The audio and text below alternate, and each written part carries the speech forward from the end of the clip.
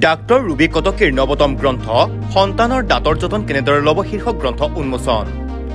মহানগৰীৰ শংকৰদেৱ কৃষ্টি বিকাশ কেন্দ্ৰ নামঘৰ সভাগৃহত উন্মোচন কৰা হয় গ্ৰন্থখন। মুগ্ধা বৰঠাকুৰৰ এটি প্ৰাৰ্থনাৰে আৰম্ভ কৰা হয় উক্ত অনুষ্ঠানৰ।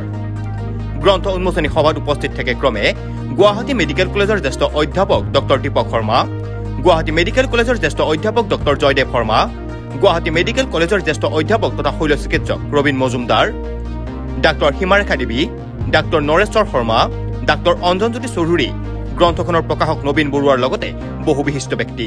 14 সংখ্যক কিতাপ মানে 14 নম্বৰ কিতাপ সন্তানৰ দাঁতৰ যতন কেনেদৰে ল'ব। আৰু তাৰ লগতে সন্তান বুলি ক'লে আমি কণ ল'ৰা ছোৱালীকে বুজি পাওঁ, সৰু ল'ৰা ছোৱালীকে বুজি পাওঁ, সেইকাৰণে আমি শিশুৰ দাঁতৰ যতন বুলি কৈছো।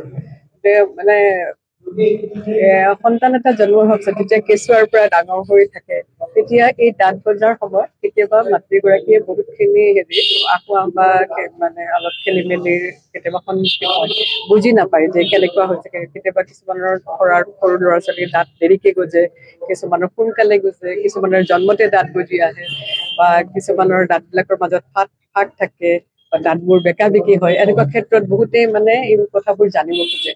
যেতিয়া আমাক এই প্ৰশ্ন কৰে কথাবোৰ, তেতিয়া মই মানে অনুভৱ কৰিলো যে এনেকুৱা এখন কিতাপৰ মানে গ্ৰন্থৰ দৰকাৰ আছে নেকি, যদি মাক বাপেকৰ মানে সুবিধা হ'ব এনেকুৱা হাত পুথিৰ নিচিনাকে। আৰু সেইটো মানে ধাৰণা মনত লৈ মই এই কিতাপখন অতি কম সময়ৰ ভিতৰতে মই লিখি উলিয়ালো। আৰু মই আশা কৰিছো যে ৰাইজে এই কিতাপখন আদৰি ল'ব।